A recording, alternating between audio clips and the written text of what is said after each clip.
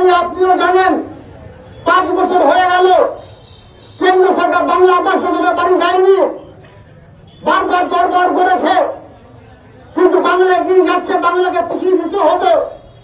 তাই কেন্দ্র সরকার বাংলা আবাস যোজনা বাড়ি দেয়নি। কিন্তু আমাদের মমতা ময়ূর মা, মাননীয় মুখ্যমন্ত্রী মমতা বন্দ্যোপাধ্যায় নিজস্ব কোষাগার থেকে সারা বাংলায় বাংলা আবাস যোজনা বাড়ি দিয়েছেন। আমি বিভিন্ন জেলার কথা বলি, গত বছর 55,500টা বাড়ি দিয়েছিল, এবছর প্রায় 60,000-এর কাছাকাছি বাড়ি দিয়েছেন। তিনি বলেছেন বাংলার বুকে মাটির বাড়ি থাকবে না, বাংলার বুকে ছাড়বে মানুষ থাকবে না। তিনি যেটা বললেন তিনি সেটা করেন। তিনি কথা দিয়েছেন, অর্থাৎ বাংলার বুকে মাটির বাড়ি থাকবে না, ছাড়বে মানুষ থাকবে না।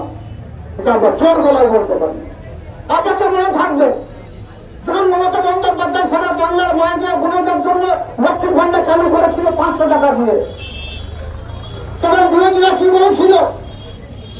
মমতা বন্দ্যোপাধ্যায় ভোট নেওয়ার জন্য বলছে, মমতা বন্দ্যোপাধ্যায় ভোটটা মিশে গেলে 500 টাকা দেবে না, সারা বাংলার মায়েদের ভোটের সংখ্যাটা কম নয়। এটা মমতা বন্দ্যোপাধ্যায় ভোট নেওয়ার জন্য কথাটা বলছে। কিন্তু এখন কি আপনারা দেখতে পাচ্ছেন সেই 500 টাকাটা 15 টাকা 17 টাকায় গিয়ে পৌঁছেছে। মমতা বন্দ্যোপাধ্যায় যে প্রকল্পগুলো চালু করেছেন একটা প্রকল্প বন্ধ হয়নি। এখানে আমার ইয়াং নেশন নিমন্ত্রণ আছে, আমার শিক্ষিত সমাজ আছে।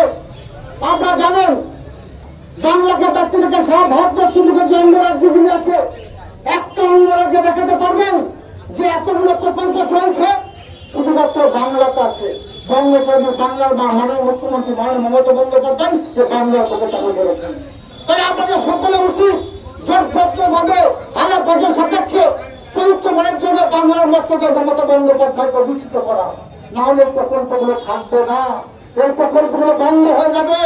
যদি মমতা বন্দ্যোপাধ্যায় সরকার না আসে, তাহলে বাংলার বুকে লক্ষ্মীর ভান্ডার থেকে শুরু করে, কন্যাশ্রী থেকে শুরু করে, রূপশ্রী থেকে শুরু করে, সবুজ থেকে শুরু করে, বিধবা ভাতা, বার্ধক্য ভাতা, যুবশ্রী থেকে শুরু করে, মরণা ভাতা, মুয়াজ্জের ভাতা শুরু করে, পুরুষ ভাতা শুরু করে, মমতা বন্দ্যোপাধ্যায় যে প্রকল্পগুলো চালু করেছেন, আদিবাসী ভাইদের জয় সব বন্ধ হয়ে যাবে।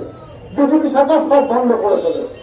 তাই আপনাদের বলবো, আসুন আমরা সকলে বুঝতে হবে, সংঘবদ্ধ হবে, আলাদা সাপেক্ষে চরিত্রবাদ যেন বাংলা ভাষাতে মমতা বন্দ্যোপাধ্যায়কে বসাই, বাংলা উন্নয়নকে তৈরি করতে বসতে, বাংলাকে আগিয়ে নিয়ে যেতে আমরা সকলে মমতা বন্দ্যোপাধ্যায় হাতকে শক্ত করার জন্য জোড়া পরিচন্দ্রে ভোট দিয়ে বাংলার যে 294টা আসন আছে, 294টা আসনে মমতা বন্দ্যোপাধ্যায়, হুসেন বন্দ্যোপাধ্যায় মহাত্মা কার্যকর 2 হাত ধরে আশীর্বাদ করি।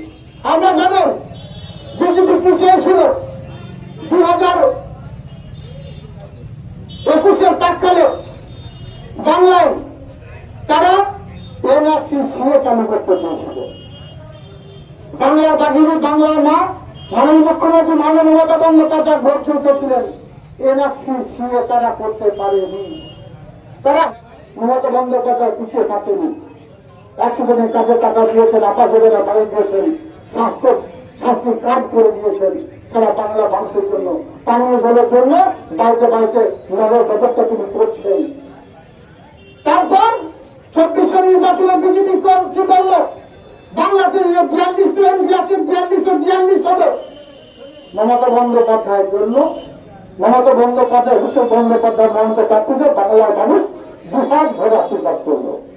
বিজেপি 1.5 জন ছিল, 18 জন এমপি ছিল, সেটা নেতে 12 টাকা নিয়ে গেল। 26 নির্বাচন আসছে। বিজেপি বন্ধুরা যদি কেউ আশেপাশে থেকে থাকেন শুনে নেবেন, 250 বেশি আসন নিয়ে চতুর্থবারের